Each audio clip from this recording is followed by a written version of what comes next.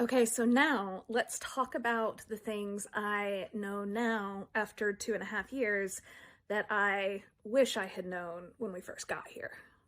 But first, hi, I'm Amber with Unbordered Magazine, a magazine for Americans who have left the United States. And I left the United States in January of 2024 to move from Nashville, Tennessee to Montevideo, Uruguay. Yesterday, I made a video about how there were a lot of things that I wasn't super excited about when we first got here, mostly because we were here for safety, less adventure, and that was a tricky thing to navigate. But now that it's been 2.5 years, I've got a little more perspective, and these are the things I wish someone had told me. First, you don't need to be thrilled about it, but you do need to get up and leave your apartment every day, or at least as much as possible. Everyone's first instinct when they feel uncomfortable or scared or out of place is to isolate. And that's honestly the worst thing that you can do. And I say that as someone who did it, right?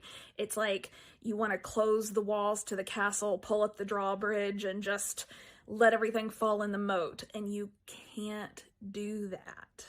A place doesn't become more familiar by ignoring it. Second, you will have to redefine almost everything about yourself. What you like, who you are, what your values are. And if you have a partner, they're going to be doing that too at the same time.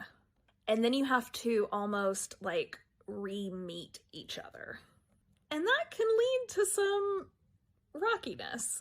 But I've said it before and I'll say it again. Marriages or partnerships that last through immigration are some of the strongest partnerships you'll ever see. But don't be surprised if you fight a little bit. And last but not least, if what you want doesn't exist, build it. But also, don't reinvent the wheel. If you're interested in hearing more about my experience moving, I did write a book about all of this, and you can find that in the usual place. But frankly, I'm just so glad to see so many of you resonating. It always feels good to know you're not alone.